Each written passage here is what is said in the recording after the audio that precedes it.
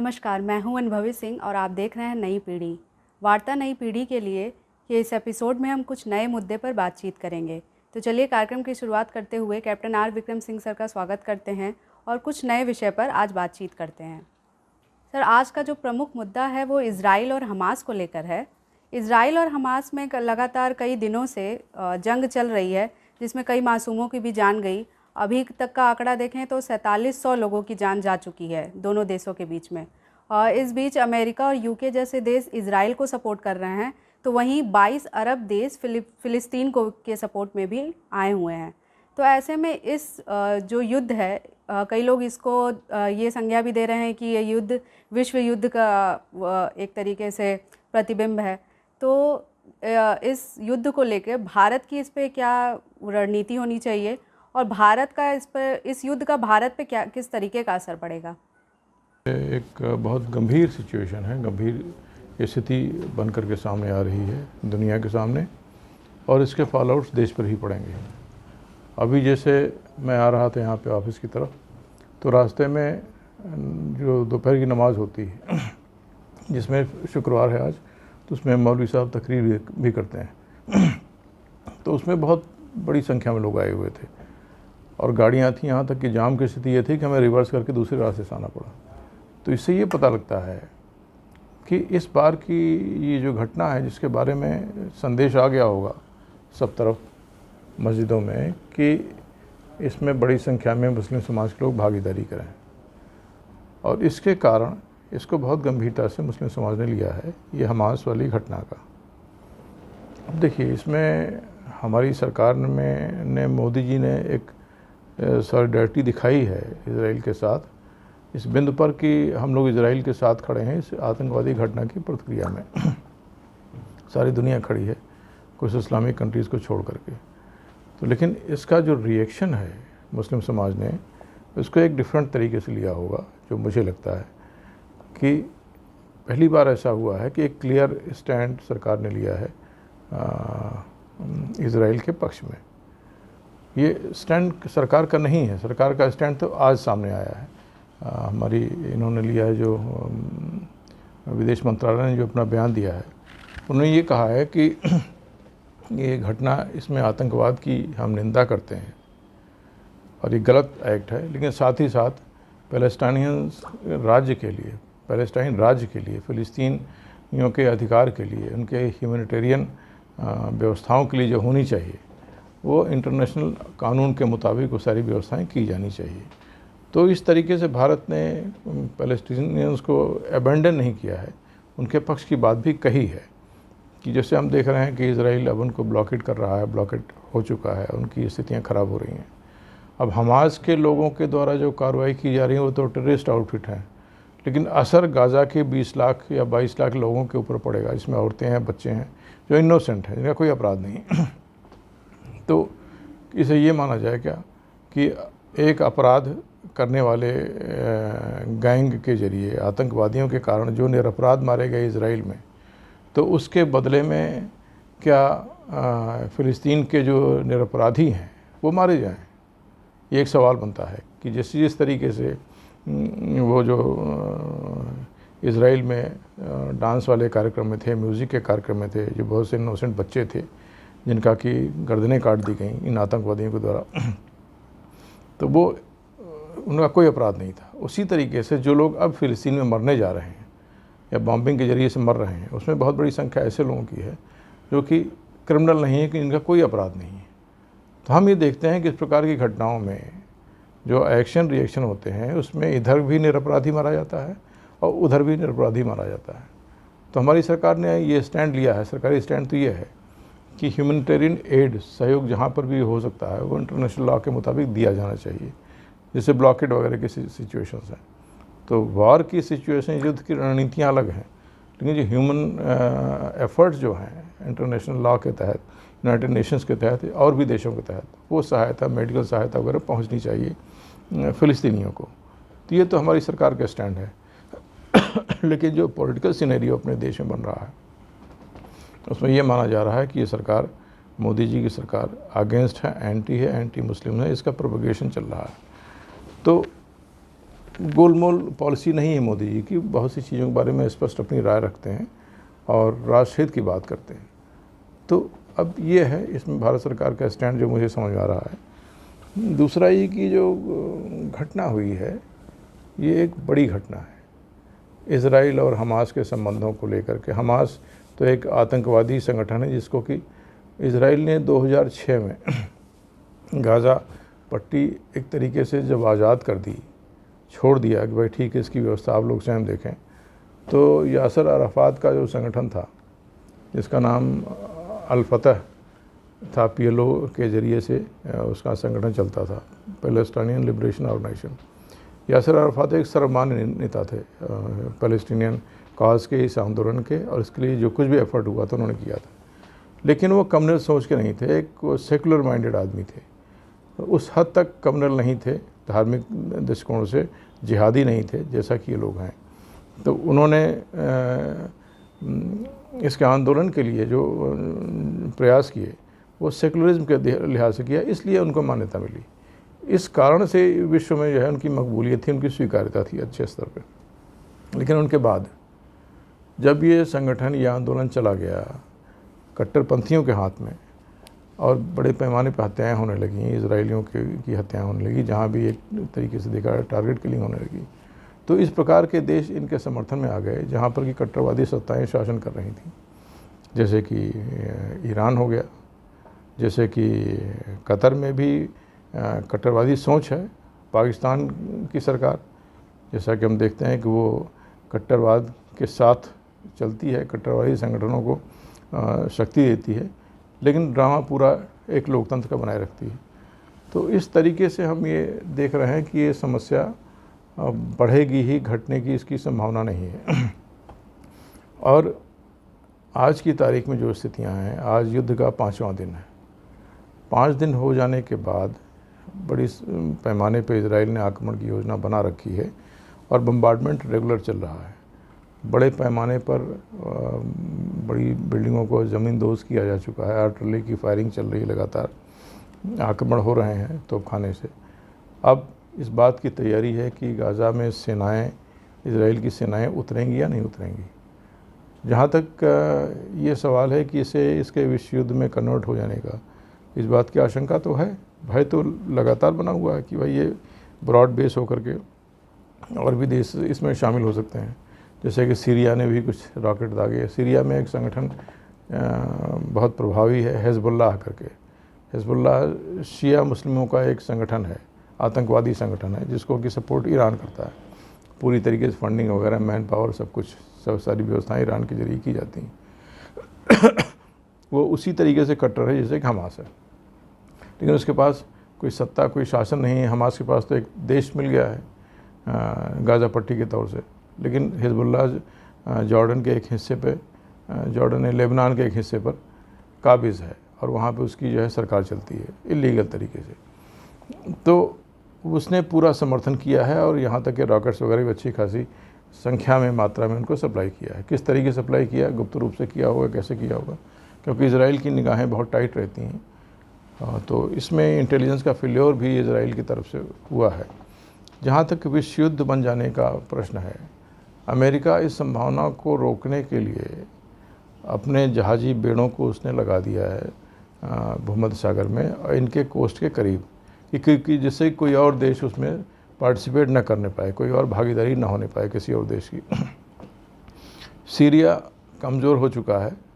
पहले के युद्धों को अगर हम लोग देखें, क्योंकि कई उसके वहाँ विद्रोह भी चल रहा था, आंतरिक युद्ध भी चल रहा था, सिविल वार भी चल रही थी सीरिया के अंदर। तो सीरिया एक कमज़ोर देश के तरीके से हो गया है आज की तारीख में। हम लोग देखें तो उसके बस का बहुत कुछ नहीं है। जो कुछ होगा हिजबुल्लाह करेगा, जो कि लेबनान की सीमाओं पर है। और दूसरा, अभी इजराइल ने आज या कल रात को उनके एयरपोर्ट को चौपट कर दिया, तबाह कर दिया बम गिरा करके, जिससे यह है कि सीरिया को कहीं से बाहर से बाई एयर कोई सपोर्ट, कोई सहायता न मिल सके। तो इस तरीके से एक वार्निंग का खेल चल रहा है कि भाई आप इसमें अगर आप गाज़ा की तरफ से आएंगे या हमास की तरफ से आएंगे तो हमसे बुरा कोई नहीं होगा। इस तरीके से उनको संदेश, मैसेजिंग की कार्रवाई हो रही है। अगला देश जो इसमें भागीदारी कर सकता है, जो सीमाओं पर है, वो जॉर्डन कर सकता है, लेकिन जॉर्डन की संभावनाएं बहुत कम है भागीदारी की, क्योंकि जॉर्डन का खुद का इलाका वेस्ट बैंक इसराइल के कब्ज़े में बहुत ज़माने से चला रहा है।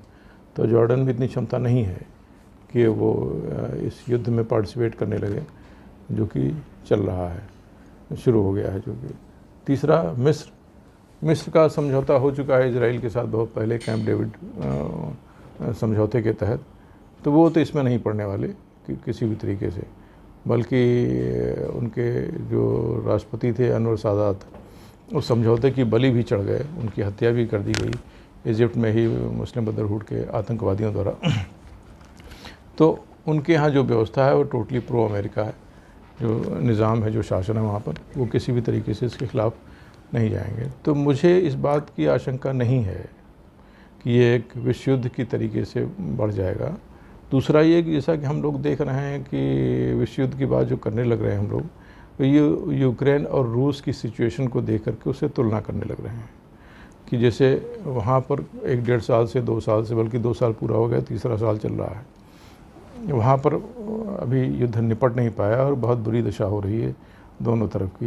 ये रूस तो खैर संभल गया है, बहुत सशक्त तरीके से लड़ रहा है, लेकिन ये सारी दुनिया के देश जो इसकी तरफ से लगे हुए हैं, यूक्रेन की तरफ से, तो यूक्रेन की हालत ख़राब से ख़राब होती चली आ रही।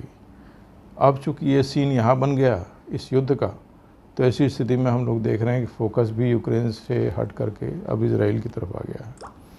तो अब विश्व युद्ध की संभावनाओं के बारे में वहाँ और यहाँ की सिचुएशन में फ़र्क है।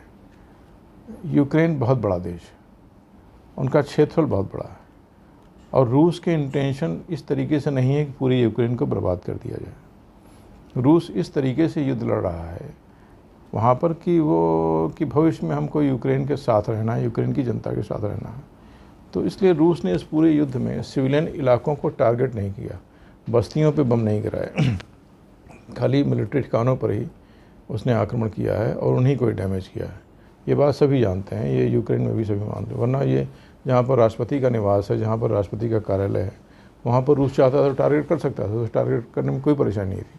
कीव शहर को पूरी तरीके से बर्बाद कर सकता था, लेकिन रूस ने वो सब नहीं किया है। तो इस तरीके से रूस एक संभल करके लड़ाई लड़ रहा है कि कल हमें यूक्रेन के साथ रहना है, इसलिए ऐसी स्थिति न बन जाए कि जो परमानेंट एक हम लोगों का एक सिचुएशन बन जाए, कभी हम लोग साथ हो ही न सकें, तो और समझौते की कोई संभावना न बने। तो मुझे ये लगता है कि उस तरफ यूक्रेन और रूस में जो भी स्थितियाँ हैं, उसमें समझौते की तरफ ही लोग बढ़ने की संभावना बन गई है, क्योंकि दुनिया उससे गंभीर समस्या में अब उलझती हुई जा रही है। तो यूरोप के कंट्रीज़ अमेरिका पे इस बात का दबाव देंगे कि जल्दी से इसका सेटलमेंट कराइए, जो भी होना है इसमें यूक्रेन का मामला, और कब तक चले। सब देश सपोर्ट कर करके थक चुके हैं, क्योंकि फाइनेंशियली बहुत महंगा पड़ रहा है, यूरोप की दशा ख़राब हो रही है, वहाँ गरीबी फैल रही है, रिसेशन फैल रहा है, उनकी अर्थव्यवस्था भी बिगड़ रही है, और फ्यूल प्राइजेस बहुत बढ़ी हुई हैं, और उसमें यूरोपियन कंट्रीज़ को बहुत नुकसान हो रहा है। तो उनका प्रयास ये होगा कि जल्दी से वो ख़त्म हो।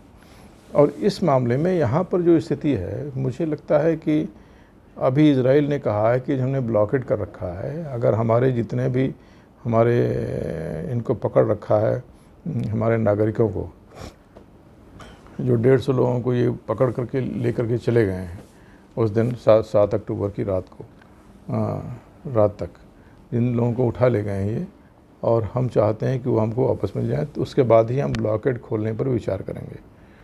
तो एक ये सही डिमांड है, गलत डिमांड नहीं है। इसके साथ ही साथ वो आक्रमण करने पर अपना वो विचार कर रहे हैं, वो उनका एक अलग मिलिट्री एंगल है कि हमास को इस समस्या को हम कब तक झेलेंगे, इसे पूरी तरीके से ख़त्म किए बिना इसका समाधान नहीं है। जो आतंकवाद हमारे दरवाजे पर लगातार अपना अड्डा बना करके बैठा हुआ है, इससे फुर्सत पाने के लिए हमें हमास को पूरी तरीके से ख़त्म करना ज़रूरी है। ये उनका लक्ष्य है, और ये लक्ष्य गलत भी नहीं है, क्योंकि हमास एक आतंकवादी संगठन है जिसने कि फ़िलिस्तीन की 23 लाख जनता को बंधुआ बना रखा है। वहाँ कोई दूसरी पार्टी सत्ता में आ भी नहीं सकती, क्योंकि वो उनका टोटल शासन है, एक आतंकवादी किस्म का शासन है। जिस तरीके के शासन हुआ करता था हिटलर का या मुसोलिनी का, कि उनके विरुद्ध कोई नहीं खड़ा हो सकता, उसी तरीके से हमास के विरुद्ध भी उस इलाके में कोई खड़ा नहीं हो सकता। गाज़ा स्ट्रिप पे वो पूरी तरीके से उन्हीं के हवाले है। एक सर्वे हुआ था, इसी 2023 की बात है। लोगों ने कैसे सर्वे किया ये तो नहीं मालूम, लेकिन सर्वे की रिपोर्ट्स आई हैं, उसमें ये बात आई है बड़े स्पष्ट तौर से कि 31% लोग ही वहाँ पर हमास का समर्थन करते हैं गाज़ा में, फ़िलिस्तीनियों के बीच में।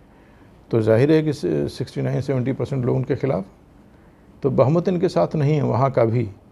तो ऐसी स्थितियों में आम जनता उनके विरुद्ध खड़ी होगी, तभी खड़ी होगी जब इनको कोई गुंजाइश मिलेगी। जब तक कि हमास को पूरी तरीके से डैमेज नहीं किया जाएगा, तब तक गाज़ा में लोकतांत्रिक शासन की स्थितियाँ नहीं बन पाएंगी। तो इसलिए इजराइल का सोचना गलत नहीं है कि हमास जो आतंकवादी संगठन है और जिसने कब्ज़ा कर लिया है, इससे गाज़ा को मुक्त कराना आवश्यक है। और उसी तरीके से 2005 से पहले जो वहाँ सिचुएशन थी वो इंटरनेशनल ऑब्जर्वेशन में था और इजराइल के ऑब्जर्वेशन प्रशासन में था। वो जिस तरीके से इसमें देखो, ये पूरा एरिया फ़िलिस्तीनियों का एरिया, एक बात मैं क्लियर कर दूं कि ये 2 टुकड़ों में है। नक्शा देखने में ये बात सामने आती है कि तो जब हम लोग नक्शा देखते हैं, मैप देखते हैं, उसमें ये पूरी पैलेस्टाइन का क्षेत्र 2 हिस्सों में बटा हुआ है। एक तो वेस्ट बैंक है जो जॉर्डन का एरिया हुआ करता था। जॉर्डन एक नदी है और एक देश भी है, तो उसी के नाम पे इस देश का नाम भी है। तो इसके पश्चिमी किनारे की तरफ, जिसको हम वेस्ट बैंक कहते हैं, उस एरिया पर इजराइल ने कब्जा कर लिया और वहाँ पे फ़िलिस्तीनी बहुत बड़ी संख्या में रहते थे। फ़िलिस्तीनी रहते तो बहुत बड़ी संख्या में पूरे देश में थे, लेकिन हुआ ये कि शुरुआती दौर में उन्होंने अपनी ज़मीनें इजराइलियों को या यहूदियों को बेच दी। शुरुआती टाइम पे 1948 में, जब से ये इजराइल देश की बनने की घोषणा हुई, तो वहाँ पर यहूदी आकर के, दुनिया भर से लोग आकर के बसने लगे पूरी तरीके से, और बहुत बड़ी संख्या में लोग बसे और उन्होंने ज़मीनें बेच करके अपना निकल गए लोग। अब जब वहाँ पर इनका बहुमत हो गया, उसके बाद फिर ये भागने भी लगे। फिर युद्ध शुरू हो गया 1948 के बाद, तो उसके बाद ये भागने भी लगे। तो इस तरीके से वहाँ यहूदियों की आबादी, जो कि किसी ज़माने में खाली 7% हुआ करती थी, वो बढ़ती चली गई। तो जब युद्ध शुरू हुआ, युद्ध चलने लगा, तो इसमें जो 2-3 बार युद्ध हुए, 1948 में हुआ, उसके बाद फिर 1967 में हुआ, फिर 1973 में युद्ध हुआ, तो इन सब ने वेस्ट बैंक का एरिया आ गया इजराइल के पास, इजराइल के कब्ज़े में। वहाँ बहुत बड़ी संख्या में फ़िलिस्तीनी रहते हैं। अब वो फ़िलिस्तीनी जो कि 20-22 लाख के आसपास हैं, वहाँ भी पूरी तरीके से इजराइल के कंट्रोल में है, प्रशासन में है। लेकिन गाज़ा पट्टी को इजराइल ने, जो कि इस तरफ पड़ती है, जो इसके इजराइल के पश्चिमी साइड में है, पश्चिम और दक्षिण में, उसको उसने छोड़ दिया था कि भाई ठीक है, 2005 के एक समझौते के तहत भाई यहाँ का प्रशासन आप लोग, यहाँ के लोग खुद दिखाएं, खुद चलाएं। तो PLO जब तक यासर अराफत थे, उनकी पार्टी थी, उस समय तक तो ठीक चला, लेकिन बाद में ये बात बिगड़ती चली गई और ये हमास जैसे लोग सत्ता में आ गए। तो वेस्ट बैंक में समस्या नहीं है। वेस्ट बैंक में इजराइल के अंतर्गत ही प्रशासन चल रहा है, और इजराइल के नागरिक हैं, इजराइल के चुनाव में वोट देते हैं वो फ़िलिस्तीनी। लेकिन गाज़ा जो है ये आतंकवाद के, हमास के आतंकवाद के हवाले हो गया है। तो इजराइल की ये कोशिश कि इसको हम उसी तरीके से, नियंत्रित तरीके से चलाएं जैसे कि वेस्ट बैंक है। अगर वेस्ट बैंक जैसी स्थिति ना हो तो भी कोई बात नहीं है, लेकिन इंटरनेशनल जो प्रशासन है या यूनाइटेड नेशंस है, वो इस पर नियंत्रण अगर करेगा तो ये बहुत बेहतर रहेगा। तो ये दिशा इजराइल की है जो मुझे लगता है, और बातें इसमें काफ़ी कुछ हो रही हैं, और हमास को पूरी तरीके से ख़त्म करना इजराइल का लक्ष्य है, और अमेरिका का भी लक्ष्य यही लगता है, और पश्चिमी दुनिया के जितने देश हैं, यूरोपियन, सबका लक्ष्य यही लगता है। तो आज की तारीख में ये स्थितियाँ हैं, और मुझे लगता है कि इजराइल अभी बॉम्बार्डमेंट 2-1 दिन और पूरी तरीके से करने के बाद, जब पूरा टारगेट एरिया जहाँ पर कि प्रवेश करना चाहता है सॉफ्ट हो जाएगा, फिर वो अपनी सेनाओं को उतारेगा। और ये लड़ाई बहुत लंबी नहीं चलने वाली, हमें नहीं लगता कि ये 15-20 दिन से ऊपर चलेगी, क्योंकि तब तक चूँकि बिना पानी के, बिना बिजली के, बिना खाने के सारा ब्लॉकेट, तो और जो कुछ स्टोरेज में होगा, सबके पास तो स्टोरेज होगा भी नहीं, थोड़े ही बहुत लोगों के पास होगा स्टोरेज। तो उसके बाद फिर इतना ज़बरदस्त प्रेशर पड़ेगा, रिफ्यूजी इजिप्ट की तरफ भागने लगेंगे, तो रिफ्यूजियों का दबाव बनना शुरू होगा। तो ये स्थितियाँ इस तरफ जाएंगी कि 15-20 दिन के बाद इसका समाधान का रास्ता खुलने लगेगा। और इतना बड़ा एरिया भी नहीं है, ये 40 किलोमीटर गुणे 10 किलोमीटर का ही क्षेत्र है गाज़ापट्टी। तो इतने छोटे क्षेत्र में यूक्रेन जैसी स्थितियाँ बिल्कुल नहीं। इसको तो इजराइल चाहे तो एक दिन के अंदर पूरी तरीके से जो उसके करीब 3.5 लाख की सेनाएं उसने मोबिलाइज़ कर लिया है, पूरे तरीके से यहाँ पर आक्रमण कर सकता है चाहे तो। लेकिन वो फ़िलहाल अभी अपनी सेनाओं को नहीं मरवाना चाहता। एक शहर के युद्ध में बहुत बड़ी संख्या में लोग मरते भी हैं, सैनिकों की कैजुअल्टी होती है। तो ये स्थिति है जो मुझे लग रहा है इस युद्ध के बारे में। और भारत पर इसके प्रभाव के बारे में ये है कि ये एक सिचुएशन बनी है जिससे बहुत से लेसन्स ड्रा हो सकते हैं। यहाँ के आतंकवादी भी लेसन ड्रा कर सकते हैं कि किस तरीके से हमास ने ऑपरेट किया। PFI जैसे लोग भी सोच रहे होंगे, उनके संगठन सोच रहे होंगे भारत को किस तरीके से डैमेज करना है, हमास से लेसन ले रहे होंगे। और हमारी सुरक्षा एजेंसियों के लिए भी ये एक बड़ी संभावना है इसमें कि इससे लेसन्स लेकर के वो करेक्टिव मेजर्स लें कि इस प्रकार की गलतियां न होने पाएँ जैसा कि इजराइल से हो गई हैं, और लगातार इसको हम वॉच कर सकें, देख सकें कि क्या क्या किस तरीके से और चीज़ें हमारी व्यवस्था में कहाँ कमज़ोरियाँ हैं, क्या कुछ चीज़ें ऐड की जानी चाहिए। सिक्योरिटी एजेंसीज़ को हमारी किस तरीके से सशक्त होना है। जैसे PFI है, PFI के ऊपर लगातार भारत सरकार ने विजिल रखी और काफ़ी लोग उससे गिरफ्तार हुए, लेकिन उनका इंटेंशन वही है जो कि हमास जैसे देशों का है, जैसे संगठनों का है। ये भारत को इस्लामिक राष्ट्र बनाने की दिशा में इनका पूरा प्रयास चल रहा है कि भारत एक इस्लामिक राष्ट्र बन जाए, इस्लामिक देश बन जाए, यहाँ धर्म परिवर्तन हो जाए बहुत बड़े पैमाने पर। और इनका एक लक्ष्य पकड़ में आया भी था कि 2047 तक इनका लक्ष्य है कि भारत को इस्लामिक राष्ट्र बना देंगे। तो लक्ष्य तो बहुत बड़ा लेकर के चल रहे हैं। तो अब चीज़ें सामने आ गई हैं, सारी चीज़ें खुल गई हैं। और जिस तरीके से ये लोग इस सरकार के विरुद्ध अपना अभियान छेड़े भी हैं, और हमारी पार्टियां भी, राजनीतिक पार्टियां बहुत सी जो जातिवादी किस्म की सोच वाली हैं, वो उनके साथ सहयोग करके इस सरकार को, राष्ट्रवादी सरकार को हटाने की कोशिश में लग भी सकती हैं और लगी भी हैं। तो ये एक सिचुएशन है हमारे यहाँ जहाँ पर कि हमें बहुत अलर्ट रहने की आवश्यकता है, इंटरनली भी और बाहरी शक्तियों से भी। पाकिस्तान जैसी शक्तियाँ भी सक्रिय हैं इस सब में। तो ये था इसके बारे में हम लोगों का भी प्रारंभिक आकलन, और जैसी स्थितियाँ आगे बढ़ेंगी या बदलेंगी इसके बारे में हम लोग आगे समीक्षा करते रहेंगे। तो ये तो रही अंतर्राष्ट्रीय मुद्दों की बात।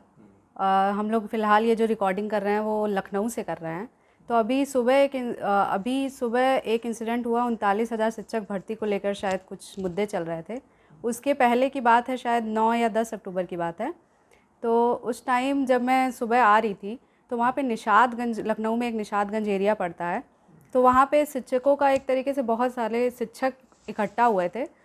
तो मैंने जानने की कोशिश की तो वो किसी तरीके का पुरानी पेंशन को लेके कुछ आंदोलन चल रहा था उनका। उन्होंने बोला मैडम हम लोग काफ़ी देर से बैठे हुए हैं। तो क्या हमें ये थोड़ा सा संक्षेप में बताएंगे कि ये मुद्दा क्या है, और इसको लेके जैसे हम जैसे लोग हैं, कुछ ऐसे लोग हैं जो आंदोलन की वजह से पिस भी जाते हैं, ट्रैफिक में फंस जाते हैं। तो ये बेसिकली मैं ये जानना चाहूँगी कि पुरानी पेंशन वाला जो ये जो मामला चल रहा है वो क्या मुद्दा है। देखो, अब चुनाव आ रहे हैं, राष्ट्रीय स्तर पे भी चुनाव आ रहे हैं, लोकसभा का चुनाव भी आ रहा है, बहुत से राज्यों में भी चुनाव हो रहे हैं, 5 राज्यों में। तो अब मांगे, धरने, प्रदर्शन इस प्रकार की सब चलेंगे और हम लोग रोज़ ही कुछ न कुछ देखते रहेंगे इसमें। तो जैसे कि अभी आज की ही खबर है या कल की खबर थी कि अचानक ही किसान संगठन के लोगों ने धरना दे दिया PGI के सामने, PGI हॉस्पिटल, जहाँ पर कि सैकड़ों की संख्या में किसान बैठ गए सड़क पर, और मरीजों के का आना जाना निकलना सब बंद हो गया, दोपहर हो गया वहाँ। तो लोगों ने पता किया भाई ये कहाँ से आ गए, क्यों बैठ गए। तो कोई सन 1975 की कुछ मांगे हैं, कोई चार्टर है किसानों का, साहब ये नहीं दिया गया, वो नहीं दिया गया। अब वो था, कुछ और है, उनकी भुगतान के मामले हैं, किसानों के इश्यूज़ हैं। तो हर संगठन अब इस चुनावी माहौल में ज़िंदा होने की कोशिश करेगा और अपना वेट, अपना वजन दिखाने की कोशिश करेगा, ये तो है ही है। तो और भी बहुत से लोग आएंगे इसमें आंदोलन में। अब जहाँ तक इनका शिक्षकों का मामला है, पेंशन के बारे में ये हुआ था कि सरकार ने एक कट ऑफ डेट घोषित कर दी थी, केंद्र सरकार ने। ये केंद्र सरकार की योजना थी कि भाई पेंशन के लिए हम अल्टरनेटिव व्यवस्था करेंगे। पेंशन का बोझ बहुत ज़्यादा बढ़ता चला जा रहा है। पहले ये हुआ करता था किसी ज़माने में कि 58 साल में रिटायर हुए, फिर वो 60 साल की एज हो गई और करीब 60 साल में रिटायर होने के बाद आदमी 15-20 साल तक की ज़िंदगी हुआ करती थी, तो बहुत हुआ तो 75 साल या 80 साल तक, तब तक पेंशन का भुगतान वगैरह हो जाता था उसको। अब आदमी की एज तो लंबी होती चली जा रही है मेडिकली देखा जाए, तो अब पेंशन जितनी नौकरी है उतनी पेंशन हो जा रही है, उससे ज़्यादा पेंशन हो जा रही है। हमने 30 साल नौकरी की, 35 साल नौकरी की और 35 साल उसके बाद जिंदा हैं।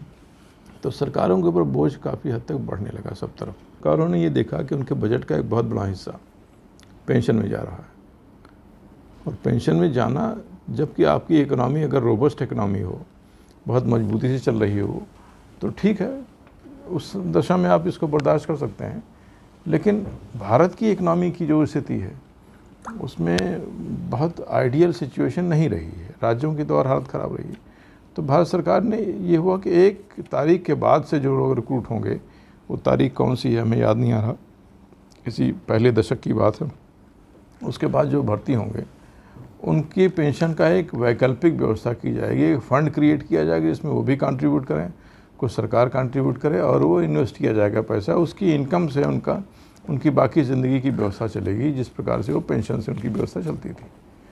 तो एक अल्टरनेटिव पेंशन का तरीका निकाला गया, उसमें कुछ बहुत अच्छी योजना नहीं थी, कुछ घोटाले वोटाले हो गए बाद में, लेकिन अब सिचुएशन काफ़ी इम्प्रूव हो रही है, भारत सरकार इसमें लगी हुई है, जिससे कि ये बर्डन, पेंशन का बर्डन सरकार के ऊपर ना आए। तो इस तरीके की योजनाएं, सोच सरकार की है कि हम लोग इस अल्टरनेटिव व्यवस्था को चलाएं। लेकिन अब चक्कर ये है कि कर्मचारी संगठनों को ये था कि भाई जैसे मिलता था वैसे ही मिलता रहा, हम इस चक्कर में नहीं पड़ेंगे साहब, रिटायर होने के बाद जो हमारे पास फंड्स आने चाहिए, फ़ंड तो दे दिया आपने, उसके बाद हमारी ज़िंदगी जो चलती थी स्मूथ तरीके से, बाकी लोग जो कि रिटायर, जो कि अभी उस पुरानी वाली पेंशन को मिल रही है या मिलेगी, जिससे हम लोग रिटायर हुए तो हम लोगों को पुरानी पेंशन मिलती है और मिलेगी भी, लेकिन बाद में जो IAS अफसर भी भर्ती हो रहे हैं 2010 के बाद या 8 के बाद, हमें एग्जैक्टली याद नहीं है, तो उनके लिए भी बड़ी मुश्किल पड़ेगी, भाई पेंशन नहीं है, अब पेंशनेबल उनकी भी नहीं, तो अपना इन्वेस्टमेंट करें, अपना फंड वो करें, कहीं लगाएं, जो सैलरीज वगैरह का इन्वेस्टमेंट इस तरीके से करना शुरू से ही, जिससे कि पेंशन रिटायर होने के बाद भी इनकी व्यवस्थाएँ चलती रहें।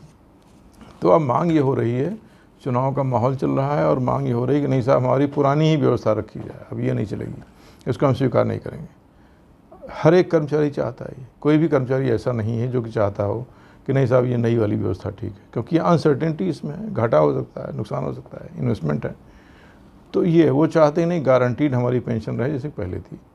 अब सरकारी कर्मचारी वो हैं जो कि बड़े पैमाने पर वोटों को प्रभावित करते हैं, उनका परिवार है, उनके लोग हैं, सरकार की एक पॉलिसी को चेंज करा सकते हैं। चुनाव में सबसे बड़ी भूमिका इनकी रहती है, चलाने में, संचालन कराने में बड़ी भूमिका रहती है सरकारी कर्मचारियों की।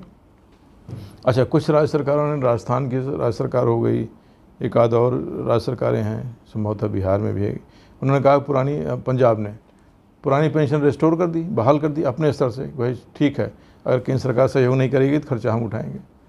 अब उनकी सोच तो ये है कि हम लोग सत्ता में आ जाएं, सत्ता में बने रहें, और बाकी जैसा जो सिचुएशन जैसी बनेगी वो तब देखी जाएगी।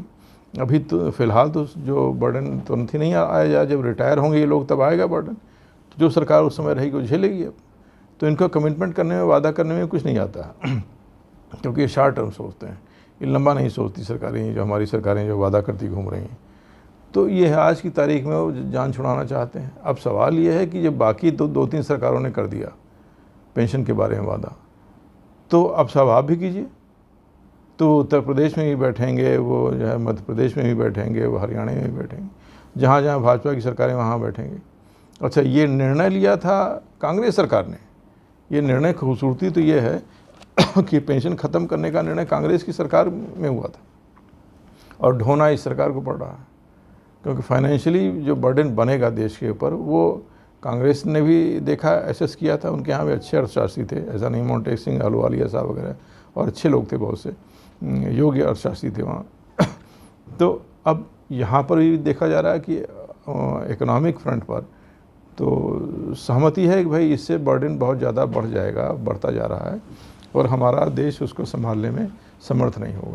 ये स्थितियाँ बन रही हैं। चुनाव है तो इनको पेंशन भी चाहिए और मुझे लगता है कि सत्ता के लिए मजबूर होकर के हो सकता है केंद्र सरकार भी अपनी सहमति दे दे कि भाई ठीक है चलिए पुरानी पेंशन ही लागू हो, फिर देखा जाएगा आगे जैसा होगा। तो ये स्थितियाँ बन सकती हैं। तो अनुभवी ये था इस दूसरे इशू के बारे में और आज इन 2 बिंदुओं पर हम लोगों की चर्चा हुई और मेरे ख्याल से और भी कुछ इश्यूज़ हैं उसके बारे में फिर अगले सप्ताह हम लोग देखेंगे। ठीक है, सभी श्रोताओं का बहुत बहुत धन्यवाद कि आपने धैर्य से हमारी बातों को सुना। नमस्कार।